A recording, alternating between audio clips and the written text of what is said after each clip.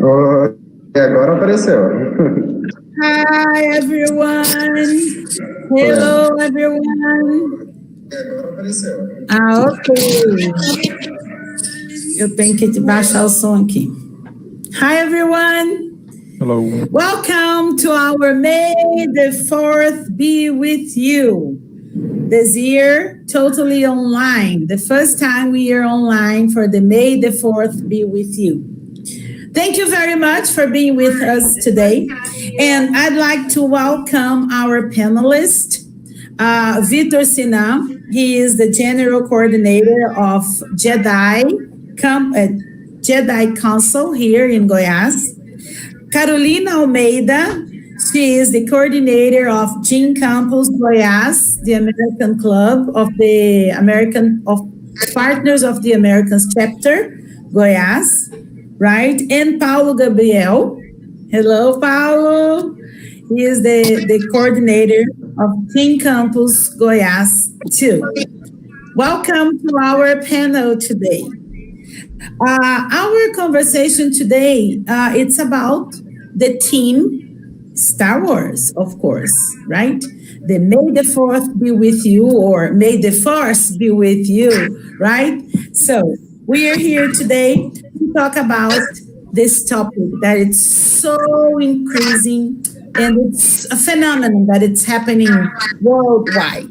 So, Paulo, would you like to introduce yourself to our audience, please?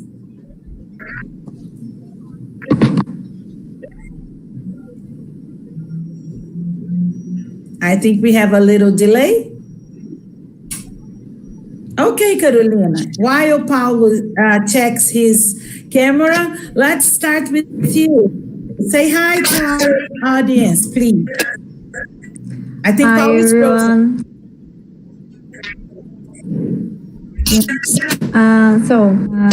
My name is Carolina. I'm the president of the Partners chapter, and I'm really glad that CCBEU invited us to participate on the event.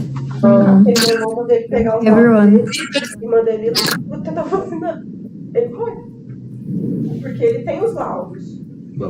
Victor. Hi everyone, my name is Victor. Now it's with you, Victor. Okay. Tell us a little. I am the general coordinator for now for the Jedi Council Goiás. It is a non-profitable group. We're not an organization. We are a fan club, officially recognized by Disney and therefore Lucasfilms in Brazil, and we are the group here in Goiás. So I'm one of the persons responsible for organizing events. It's a small group from fans to fans. So it's basically a fan club, but a more official one. Let's say it like that. It is because we are under the approval of Disney. So it's kind of nice. It's like we're like the representatives of the force here.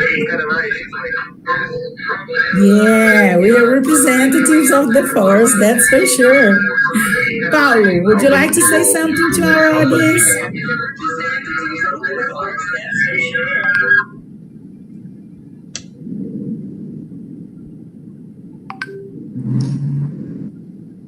Can you hear us, Paulo?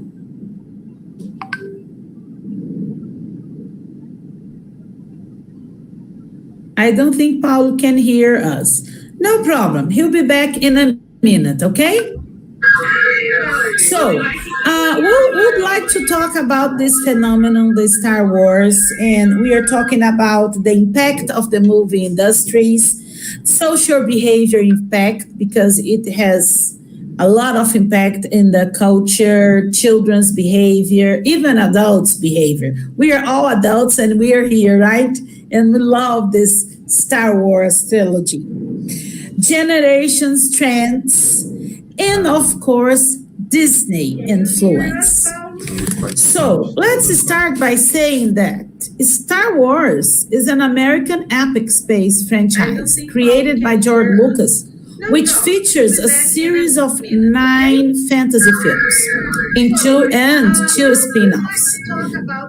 The first film, under the title Star Wars, released in 1977, became an unexpected worldwide phenomenon of popular culture, being responsible for the beginning of the blockbuster era and pop culture phenomenon.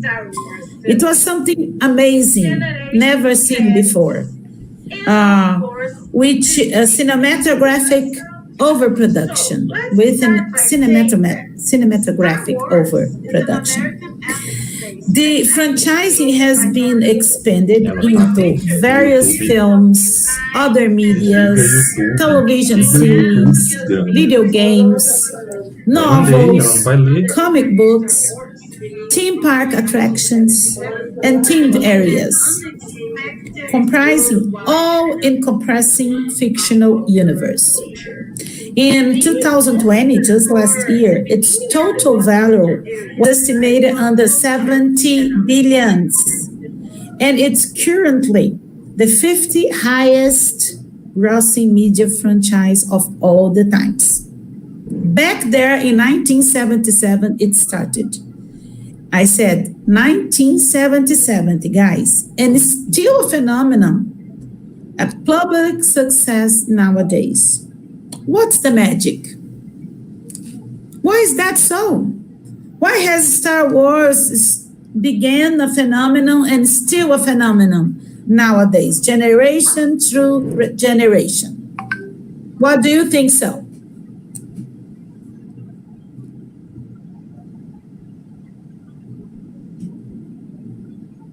You can start.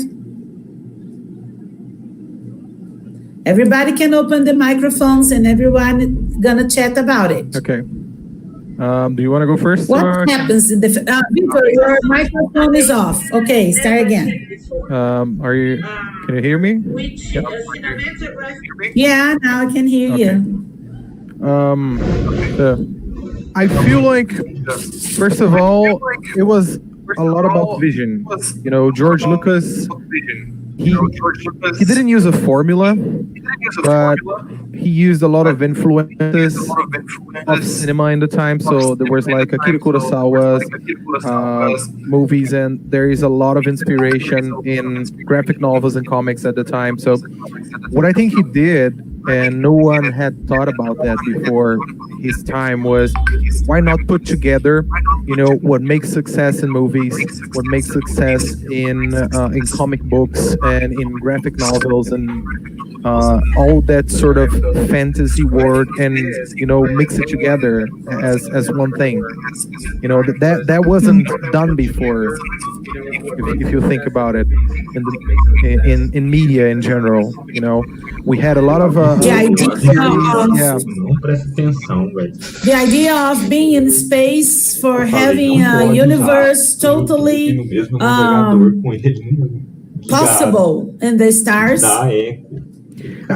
I feel like not only that, but the way he narrates, you know, it's a space fantasy opera, but at the same time, it's very close to us, because when you compare with other sci-fi genres, it's way distant from us. Like from the same period, let's just say walking a little forward, you get Alien, which is a totally fantastic universe outside of Earth. So that doesn't feel close to us. I love the franchise, but it's much more science fiction. But Star Wars, no, he doesn't. Okay, there's a lot of magic. Let's put it like this. But because of that, we feel like it's much closer. You know, it's not in the future. I think the opening credits say it all, because he says it was a long time ago. You see, in a galaxy far away. So we feel like, oh, there's something that has happened already. You know, that means that it could happen at any time for us, not 100 years in the future, or 200 years, or 10 years in the future. I feel like the way he approached that is what brought everybody together into this phenomenon.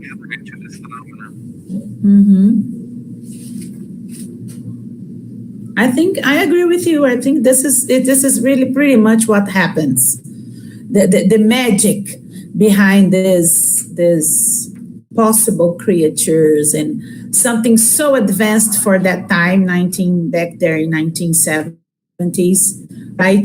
And still advanced nowadays because no one has conquered the stars yet. But still, that's something increasing, motivating. I would say that.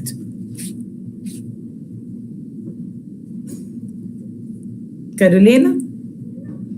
I'm not really a fan of Star Wars because I don't know the universe, so I'm here to learn with you guys. And it's really interesting because I have the taste for science, as you said, the things we don't know. So I'm really interested to start all those sagas this large saga that Star Wars bring to us with all this universe extends. It is. Right? They explored like something totally, how can I say, for all ages, let's say that, right? It wasn't just for kids or just for teenagers or just for adults. It could conquer all hearts. Everyone was involved in the Star Wars stories, right? It became a phenomenon, still a phenomenon, and the magic behind it. What about the behavior? What would you say about the behavior of the generations through their generations? First of all, I do think that Star Wars fits into a huge socio agenda for its time. If you take into consideration the first movies, especially, let's say, Empire Strikes Back, it is a great criticism to the Vietnam War, if you look at it from that perspective, because we have the same scenario. We have the Imperial troops coming out and getting defeated by natives, who use their creativity in bunkers. So that's social critics, you see, and it is the reflex of the society at that time. United States came out the war losing, and it was clear that the people were not happy about it, and the similarities talk about that. You see, like this little tiny bear humanoid creatures defeating everybody with stones. You see, showing that not everything is set to stone. Everybody's not invincible. It's like, it's not because you're the empire that it's not gonna happen something to you. And that nothing's gonna go wrong. Yeah, right? Exactly. You see, something might go wrong, even if you are inferior. And with the recent movies, we have, you see, jumping now to this generation, it approaches much more nuanced topics. You see, we have for not the first time, but you have two main protagonists, which is a black man and a woman. That for a franchise of that size, and one of the top 10 grossest franchises of all time, that's not something that you would see so frequently in the movies, and that is important. It brings out attentions, like little nuanced events that happen. And I think that's Star Wars. Star Wars communicates to us, through real problems and translating it to the saga, to the problems that we see the heroes going through. In a very imaginative way, in a very creative way, imaginative way. I've never thought about what you said about what was happening in the world at that time, right? When the Vietnam War had just ended, right?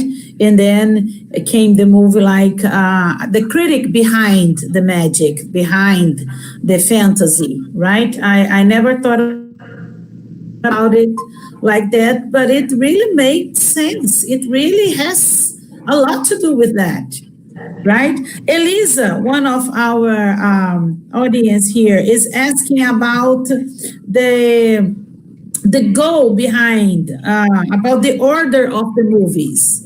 It started with Star Wars, and then the Empire Strikes Back, and then we have the Return of the Jedi. Am I right? Yes. Is that the order of the movies? Yeah. So we start in number 4. I've only known the order for this. The Return of the Jedi is number 4? No, Return of the Jedi. So the first movie, Star Wars, is number 4. Return of the Jedi is the last movie. Yeah. So we have Star Wars, which later became A New Hope. We have The Empire Strikes Back, which is number 5, and it has what is considered the most iconic phrase of a villain in a movie, and the most recognizable villain of all movies, in which where he says, "I'm your father." And then we have The Return of the Jedi. Fast forward to the 90s, episodes 1, Phantom Menace, episode 2, episode 3. So, and then fast forward again to the 2000, we have episodes 7, 8, and 9. She's asking about Vitor, the goal behind the movies. Like you said, at that time you mentioned something about the war, right? The Vietnam War, because it's pretty much now that you said, we can clearly see a relationship between the time we were living and the movie, like a critic to the army, a critic to the hatred among around the world. And is there another? Can we make another relation with the other movies, like The Empire Strike Back? It's something really suggesting, isn't it? The title, The Empire Strikes Back. Yeah, and not only that, it brings out family problems, and I feel like it's much more of a relationship movie than anything else. It's like this guy that was bad and now is becoming good. So we have Han Solo, who was a smuggler, and now he's struggling with his own personality to come back to the good side. A young guy who has lost everything and now needs to fight for what is right, and finds out that his own father, is the figure like kind of behind all these problems. And it's like it's all about like doing the right thing under the most abnormal circumstances, I feel. Yeah, because it's the journey of a hero. What makes a hero? It's not the superpowers, because it is clear that he is not the strongest one at that time. It's about overcoming difficulties, and I feel like the 5th episode, and why is it, in my opinion and many people, the best, is when we get introduced to Yoda, and he's like this tiny, gentle little creature that possesses an immense power and wisdom. It's about defeating the odds. I feel like it's a movie about like, you could be anyone, anywhere. You could be a farmer. You could be like this little green guy and still make a difference in the whole galaxy. Interesting. Elisa is asking about the goal behind the order of the film.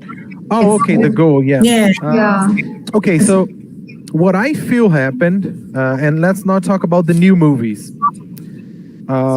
We're talking here like, why would George Lucas do 4, 5, 6, 1, 2, 3 originally? Because 7, 8, and 9 did not exist until Disney acquired them in the mid 2000s. I feel like the context asks for it because we are talking about a high society. We have the Jedi Order, we have a lot of luxury, we have a lot of technology, and then there's a coup.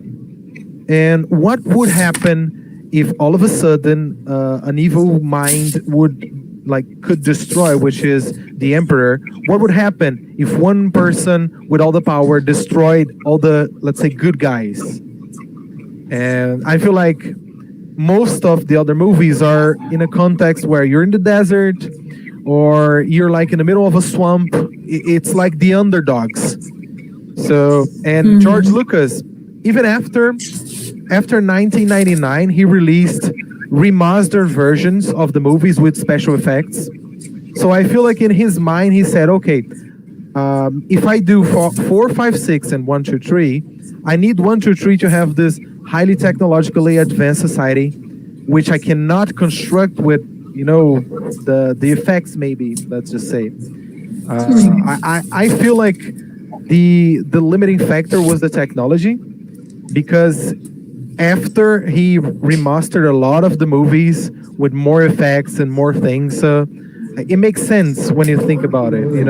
Like it's easier to portray with 70s technology, the desert guys, the jungle guys, fighting with like little to nothing, and then you go back and show, oh, this was the reality of the galaxy with all the spaceships and bunch of planets. I think it is something like that, but maybe he was just trying to be creative with storytelling. I did some research and I was thinking about the effect of this saga on the behavior of society, as we commented before. I found that some people believe in the Jedi religion, and I'm really curious about it, while other people think it's just an ideological line. Victor, could you talk a little bit about this? Have you met people who consider the Jedi religion, or did you consider the Jedi religion? Yeah. Okay. So I honestly would not abide to the religion. Like when you go in deep in the series, not only the movies, then I'm talking books, novels, comics, series, then you understand that the Jedi are like monks, but monks that feel they have the right to police the galaxy because of this dichotomy of good and evil, and they put themselves into this position where they're good, and therefore it justifies their acts. So when you watch the series, you actually start to understand that I'm not gonna say they're Xanadics, but they're very not extreme, but very precise in what they do to make the Jedi Order the Jedi Order. We're talking about people that took little kids from their parents, and it's not indoctrination, but it's almost to that point. You see, they're not the villains, but I wouldn't say they're like the good guys either. So it is an interesting thing when you start to go into the universe of Star Wars deep, especially the series and books, because it shows that they were really methodical. The Jedi, they were very correct at some points, but it all depends on your point of view what being correct is. So the new movies don't bring, like, they hint at it a little, but yeah. So I don't know. I don't think I would ever be a real Jedi, because it's like we talk to people. You saw the mottos of the dark side versus the Jedi. The dark side feels much more appropriate sometimes. Where people talk about Jedi are selfless, but maybe to an extreme point. And sometimes that may translate not to such a good thing. And it shows in some Jedi that are portrayed. in the other media, not the movies. The movies, they get like the best of the best, and it's like this all like righteous person that shows how everything should be done, and they're like selfless. But we know that even in religions, if everything, like you have someone who's amazing, you have Mother Teresa, of course, and then you have other figures who are not exactly, and they do it in name of religion. So I think it's an interesting way of approaching it, because it is a big critics to how it is in our society. It's like it's not a book set in stone of what you should do. So it's not because you think you're doing good that you're actually being a good person. Victor. Yeah, sometimes people get confused with that attitude. Victor, why is the Star Wars chronology is so confusing? So I feel like it is confused because it was not intended to be as big. If you think about it, marketing wise is not ideal to do like what they have done, but we're talking about like a lot of ideas and a lot of money, a lot of people who wanted to put their ideas out in the wild. So it just happened, and then you want to explore more because it's such a rich universe. It's like, so this happened between these years, like we used to say before the Battle of Yavin, which was the point that culminates in episode 4. It's basically, if people watch it, Rogue One, a Star Wars story, it tells how the rebels were able to defeat everybody in the end with the plans of the Death Star. So that used to be canonically the point of start. But like here in Western society, we have before Christ and after Christ. I feel like Star Wars tried to do that, but then it became too big, so people started like to be a little confused. I mean, if you started it with the first movies, everything is clear. So this is what happened. What was before? Nice, okay.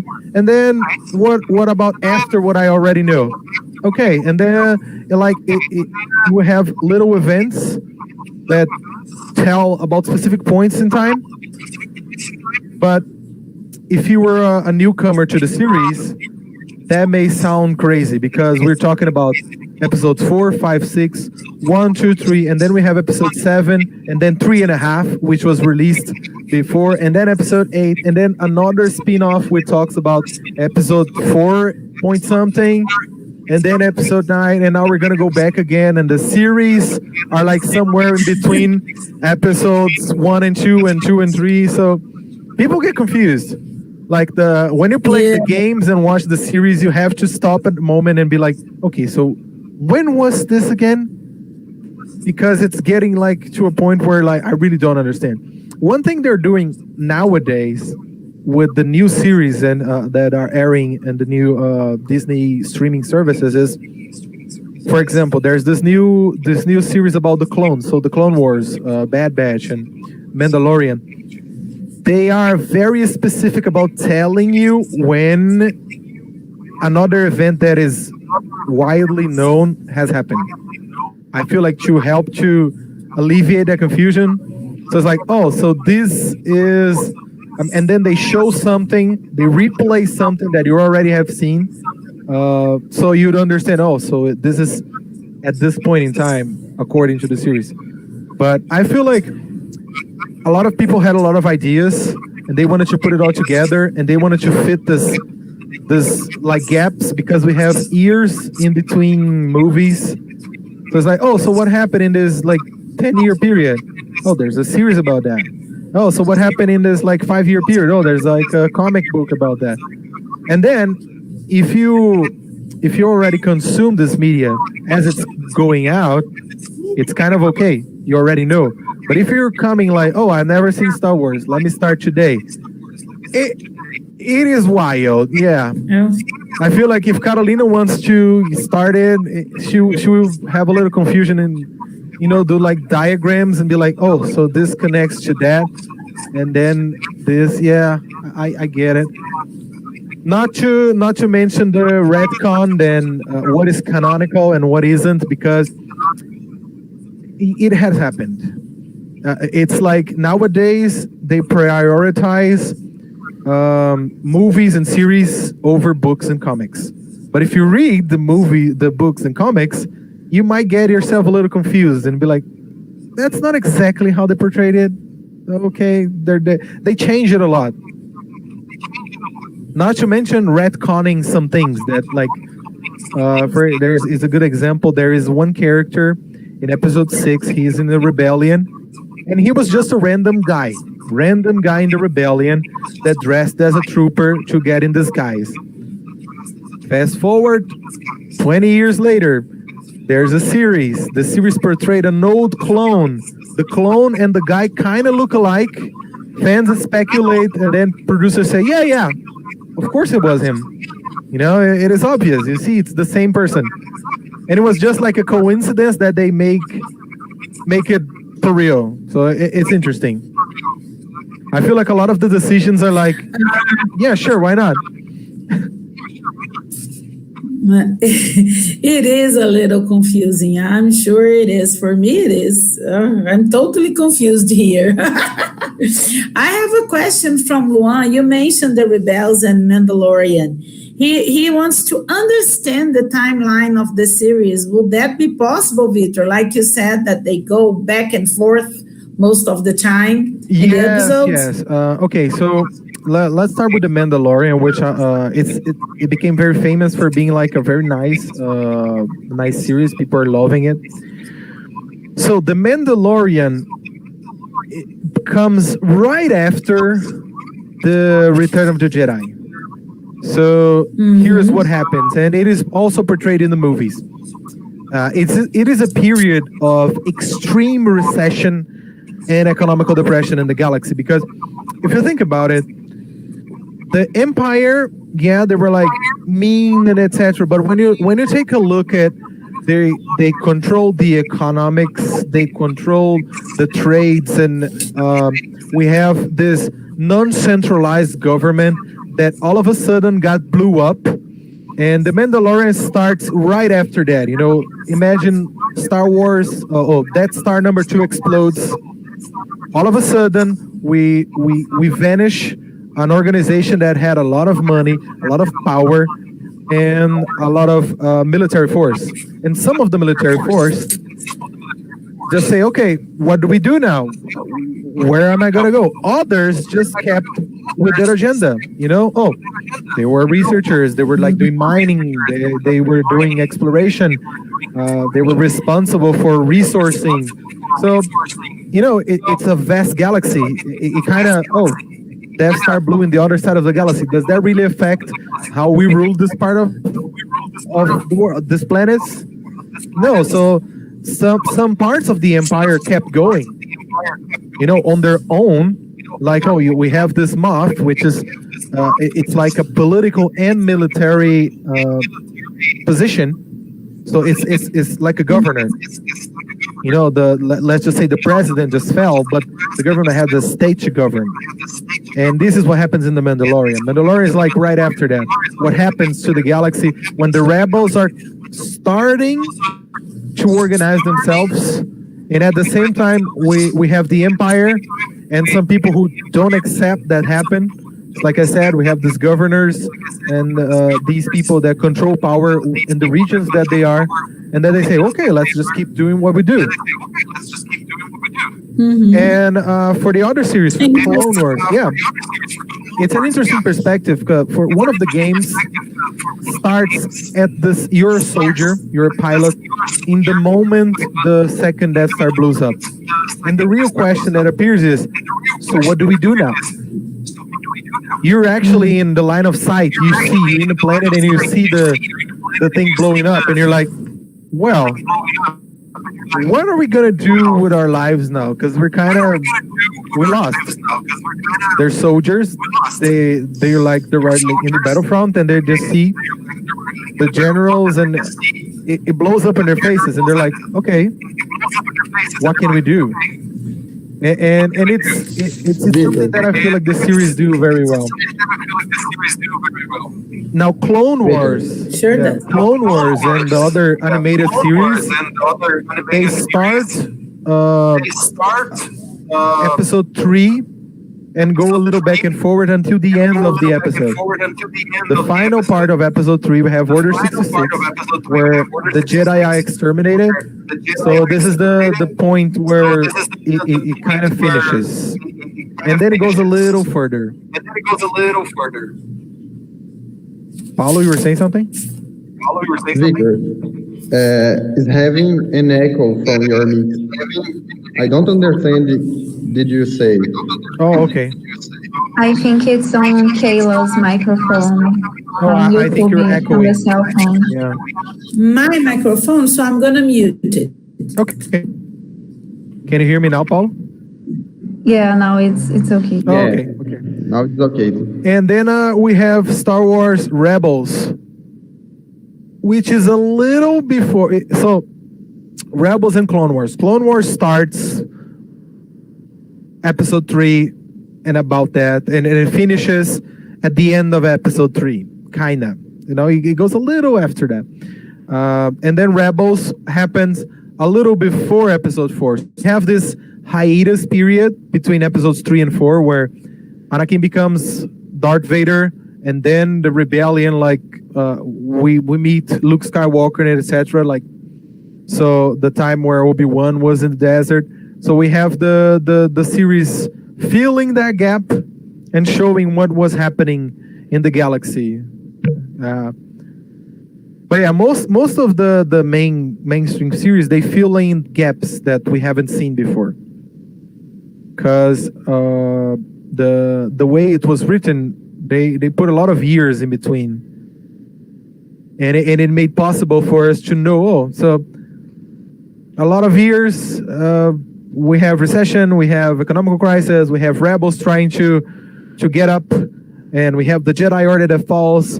It is an interesting way of telling a story, because at the same time that you kind of know what happened, you really want to get into the details. And then the series show sometimes, not all the times, what happened to the common Joe. Because in movies, let's be honest, most of people don't want to know what happened. They want to see the superhero. But in series, you can go deep into the regular guy that is just trying to gain his life and shows, oh, it's difficult to go from here to there, from point to point. If you're either rebel or your empire or your new order, or you're rebelling or you're not. So it's a nice way to storytell, I feel.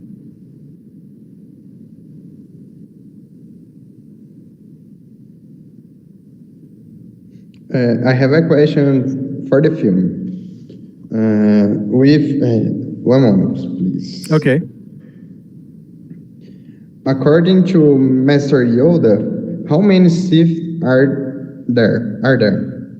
So there's the rule of 2, and I will explain that in a moment. Why 2 Sith? It seems like a little arbitrary, and it is. So what happened before, and then we're talking 1,000 years in the past, there used to be more Sith, but Sith are known to be highly egotistically and self-centered persons. So what ended up happening, and it is canonical, is like they just killed each other for whatever reason. It's like, I don't agree with you, or I want to go and do my things. And for that matter, it was clear that, okay, if there are many Sith, they will end up just destroying each other. And because of that, we're like, okay, Darth Bane, he appears in the comics and in the animated series. He was like a very powerful Sith Lord. So he said, okay, from now on, I'm going to have an apprentice, and that's it. I'm the Lord, he is the apprentice, and we're not going to have a lot of problems fighting ourselves. So, because that happened. It is actually shown in the series when Darth Maul doesn't die in episode 1. He wants to return, but then the Sith Lord Darth Sidious already has an apprentice, and he feels betrayed, and he gets to a point from where he was a Sith, but now he wants to destroy the Sith Lord because, he was left behind. And that's the sort of thing that would happen between them. They would fight each other. And not to fight each other, Darth Bane said, okay, master and apprentice, when master dies, could be by the hands of their apprentice. It happened. The apprentice becomes master and gets a new one. But I feel like it's more of a logistical problem than anything else. It's like, okay, it's easier to control one crazy person at a time.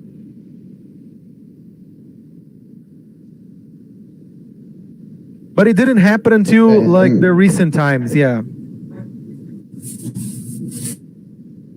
And now, if you would recommend a movie, sorry, Paulo. It is asking about recommendations. So if you would, which movie would you recommend to watch? Which is your favorite? Which series? I have two ways of recommending it. Yeah. Mm-hmm. If you really want to go into the universe, start with the first movie released. Start with episode 4. The pace is slower and you kind of understand what's going on. And it is the entry to the universe because you're going to see a lot of things, a lot of practical effects, a lot of how the story was meant to be told. The first movie, Star Wars, A New Hope. Now, if you don't want to go in deep into the universe, but at the same time you enjoy a nice war movie, Rogue One, a Star Wars story. If you don't know anything Star Wars, it is still an extremely enjoyable movie with a thick plot and with extremely likable characters. It's a movie for anyone who enjoys good storytelling in general, because it answers some questions that we didn't have. So if you're a fan of the universe, you're gonna like it. But if you're just a fan of a nice war movie with a lot of spying and edgy comedy and like in a dystopian society, it is nice. It is nice to see the perspective. Like I said, the common Joes, because they're like nobodies. They're like just a bunch of soldiers in the rebellion that happen to be in the right moment and make the right decisions. So you don't have to know Star Wars to understand a movie like that. There's a lot of battle scenes. There is it shows in a moment of crisis how some people react, and it's nice. I would recommend Rogue One to anyone, even if the person doesn't like Star Wars, because there's some fan service. There are some iconic scenes that if you like Star Wars in the cinemas, you would be like, whoa. But if you just want a nice action fantasy movie, it's also a good way to start. So yeah, episode 4 or Rogue One. And now, if you have already watched all the series, rewatch episode 5. It's better than you remember. Even better, yeah.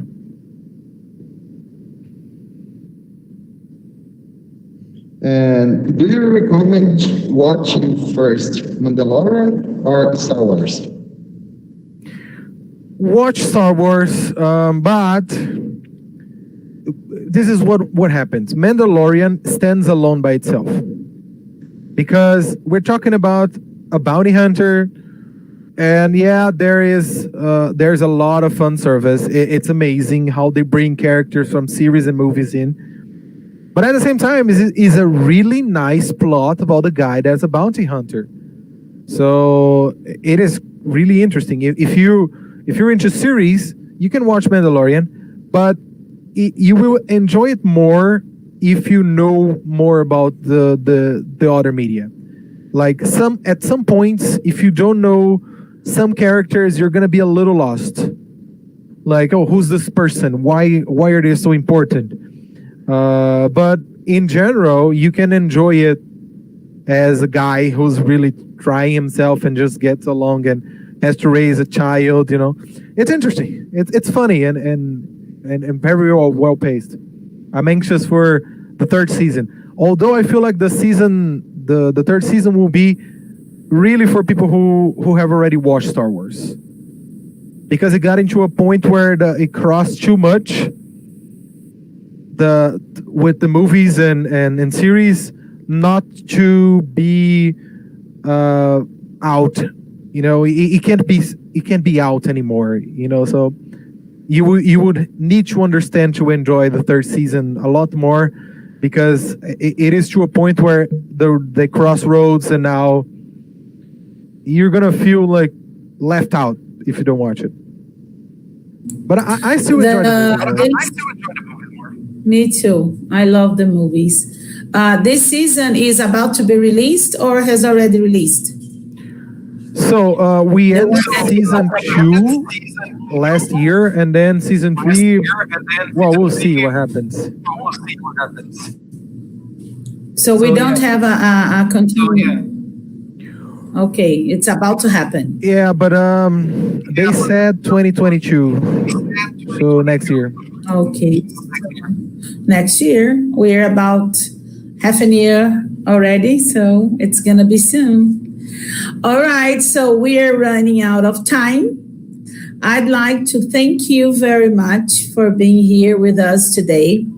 And it was a pleasure receiving you here, all you guys, Paulo, Carolina, and Vitor.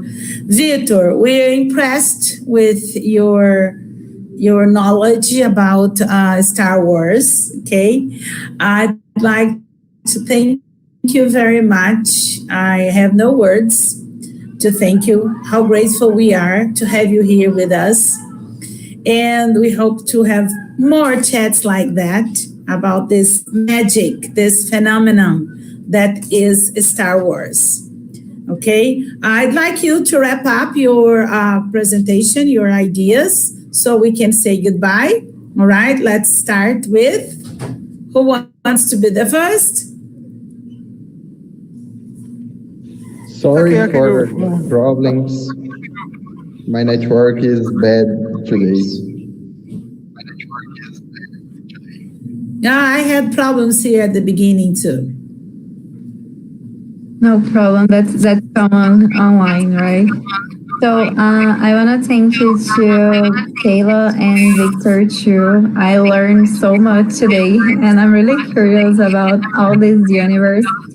So I'm really glad that we made this talk today.